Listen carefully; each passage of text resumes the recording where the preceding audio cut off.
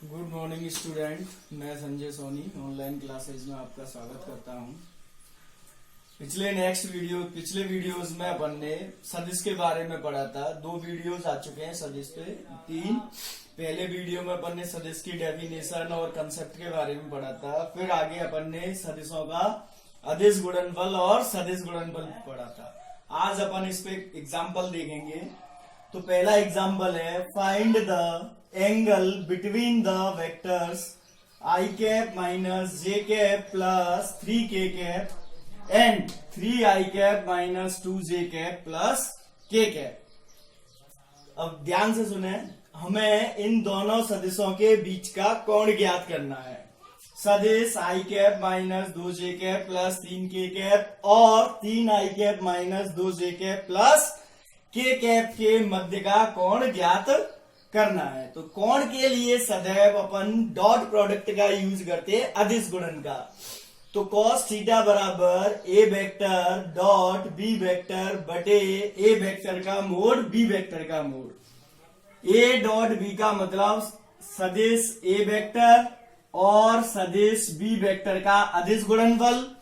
Mode का मतलब होता है इस सदिश का परिमाण a वेक्टर का परिमाण, इस सदिश का परिमाण b वेक्टर का परिमाण। तो पहले ए वेक्टर लिखा अपन ने i cap minus 2j cap plus 3k cap dot 3i cap minus 2j cap plus k cap. दूसरा बटे इस सदिश का मोड परिमाण। तो देखो परिमाण कैसे निकालते हैं, अंडर रूट i कैप के गुणांक का वर्ग 1 का वर्ग 1 प्लस j कैप के गुणांक का वर्ग माइनस 2 का वर्ग किया तो 4 आ जाएगा, प्लस k कैप के गुणांक का वर्ग 3 का वर्ग किया तो 9 आ जाएगा। सिमिलरली b वेक्टर का जब मोड निकालेंगे तो ये b वेक्टर है, i कैप का गुणांक कितना है 3 का वर्ग 9 माइनस 2 का वर्ग 4 और 1 का वर्ग 1। अब अदिश गुणन कैसे करते हैं, अगर हमें जो सदिश है वो खंड रूप में दे रखे हैं, कंपोनेंट फॉर्म में दे रखे हैं, तो i कैप का i कैप से गुणा होता है, j कैप का j कैप से होता है और k कैप का k कैप से होता है। i कैप का गुणांक यहाँ पे कितना है 1, यहाँ पे कितना है 3। तो आज दोनों i कैप गुणा होंगे तो कितना आ जाएगा 1 गुणा 3 3। फिर यहाँ पे j कैप का गुणांक कितना है -2, यहाँ पे j कैप का गुणांक कितना है -2। ये दोनों गुणा होंगे तो -2 गुणा -2 प्लस के 4 हो गया। फिर k कैप का गुणा कितना है 3, इधर k कैप का गुणांक कितना है 1, तो 3 गुणा 1 कितना हो गया 3। अब ये देखो 9 और 1 10 और 4 14, अंडर रूट 14 गुणा अंडर रूट 14, तो गुणा हो गया 14 आ गया। अब इनको जोड़ दिया अपन ने, 4 और 3 7 और 3 10 बटे 14, 2 से काट दिया, 2 पंजा 10 2 7 14, 5 बटे 7 आ गया। ये किसके बराबर आया, cos थीटा के। तो यहां से जब थीटा निकालेंगे तो cos का इधर ट्रांसपोज हो जाएगा, तो cos इनवर्स 5 बटे 7। तो थीटा बराबर कितना आ जाएगा, cos इनवर्स 5 बटे 7। दूसरा नेक्स्ट एग्जांपल है, सदिश i cap plus j cap का सदिश i cap minus j cap पर प्रक्षेप ज्ञात करना है। प्रक्षेप, तो यहां ध्यान दें, प्रक्षेप अपन ने जो 2 सदिश दे रखे हैं, एक को a वेक्टर मान लेंगे, दूसरे को b वेक्टर मान लेंगे, और जिस पर प्रक्षेप ज्ञात करना है, जैसे यहां पर इस पे सदिश पे प्रक्षेप ज्ञात करना था, तो जिस पर ज्ञात करना है उसका मोड नीचे आना है और ऊपर सदैव a डॉट b रहना है, दोनों सदिशों का अदिश गुणनफल। तो ये मैंने a वेक्टर मान लिया, ये b वेक्टर, क्योंकि मुझे इस पे ही प्रक्षेप ज्ञात करना था। तो फॉर्मूला क्या हो जाएगा, a का b पर प्रक्षेप। इसका ध्यान रखें, जिस पर प्रक्षेप ज्ञात करना है उसका मोड नीचे आएगा, ऊपर सदैव a डॉट b। जैसे b का a पर ज्ञात करना होता है, b का a पर, b वेक्टर का a वेक्टर पर, तो a डॉट b तो ऊपर आता है, लेकिन नीचे a पर ज्ञात करना है तो a वेक्टर का मोड आ जाएगा।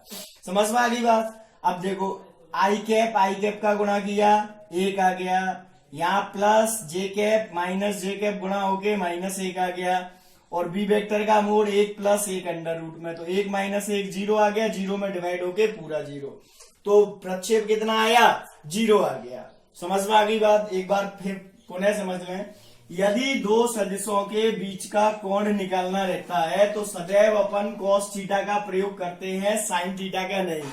एक साइन थीटा वाला फॉर्मूला और था, साइन थीटा बराबर a क्रॉस b बटे a का मोड, b का a क्रॉस b का मोड।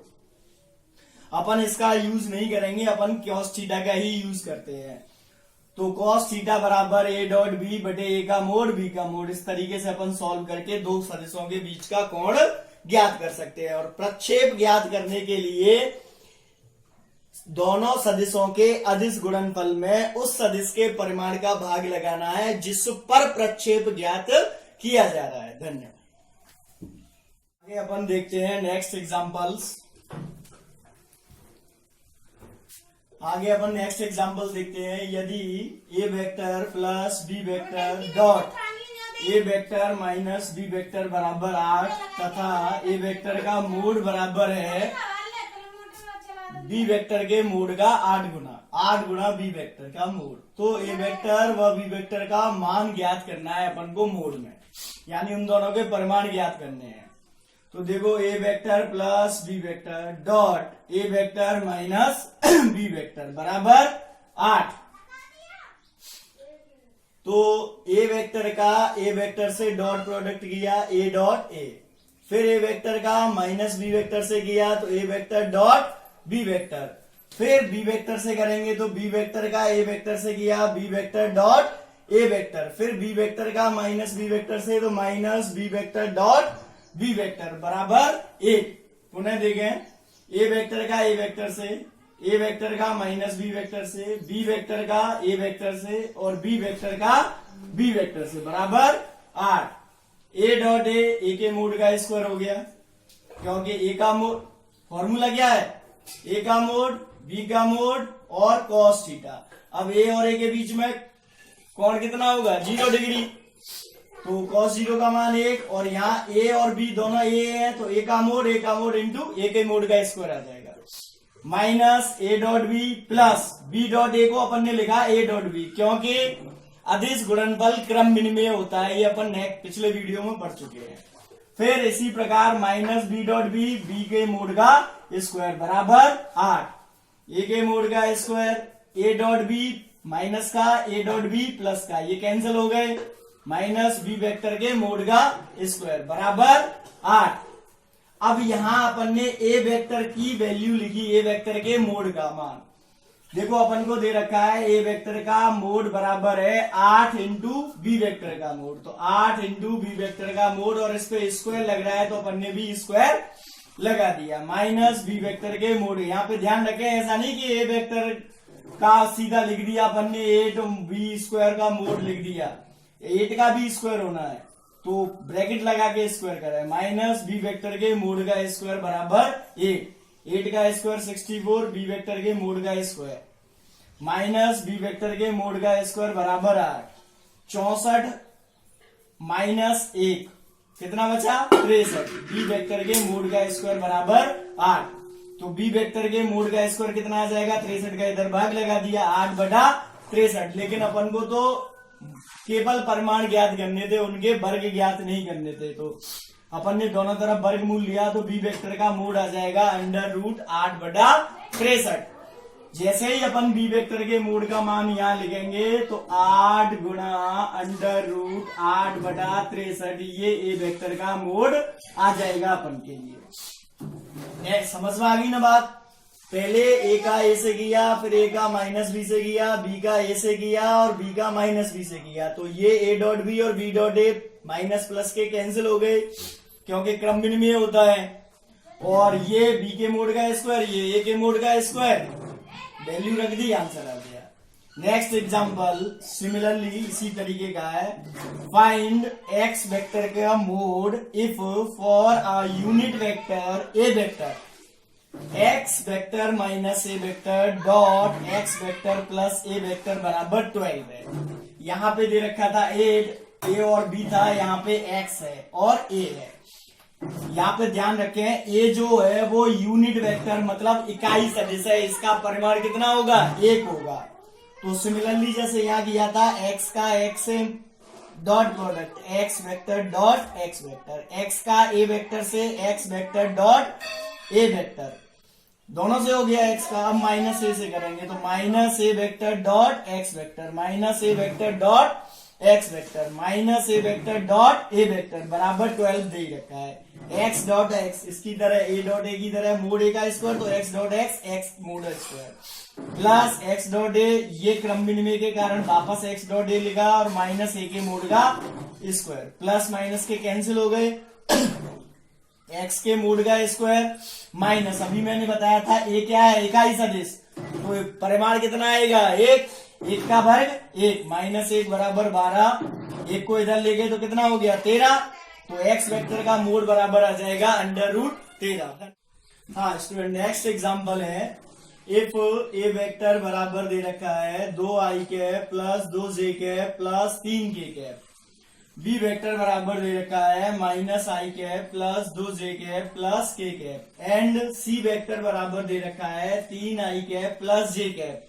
और ये तीनों वेक्टर किस प्रकार हैं कि A vector plus lambda B vector जो है, A vector plus lambda B vector, ये पूरा वेक्टर सी वेक्टर पे लंबवत है।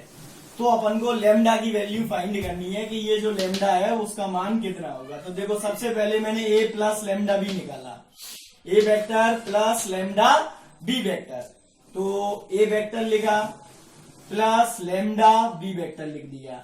अब यहाँ पे ये जो लेमडा है एक स्केलर क्वांटिटी है, अदिश राशि है, तो अदिश का सदिश से गुणा सीधा हो जाएगा, लेमडा का -1 से माइनस लेमडा हो गया, लेमडा का 2 से 2 लेमडा हो गया, लेमडा का 1 से लेमडा के हो गया। ठीक है, अब ये ए वेक्टर माइनस लेमडा आई और ये गुणा करके लिख दिया। अब उनको पता है कि जो एडिशन है यदि कंपोनेंट फॉर्म में गिवन है अपन को वेक्टर, तो अपन सीधा ही आई कैप के गुणांक आई कैप के गुणांक से जोड़ देते हैं, जे कैप के गुणांक जे कैप के गुणांक से जोड़ देते हैं और के कैप के गुणांक के कैप के गुणांक से। तो देखो आई कैप के यहाँ पे दो हैं, एक 2 और एक माइनस लेमडा, दोनों को जोड़ दिया तो 2 माइनस लेमडा आई कैप हो गया। अब यहाँ पे जे कैप के गुणांक एक 2 है और एक 2 लेमडा है, दोनों को जोड़ दिया 2 प्लस 2 लेमडा। ऐसे ही के कैप का गुणांक यहाँ पे 3 और यहाँ पे लेमडा 3 प्लस लेमडा। ऐसा मत कर देना कि 3 प्लस लेमडा बराबर 3 लेमडा लिख दो, 3 लेमडा का मतलब 3 गुणा लेमडा है, जबकि ये जोड़ने हैं अपन को।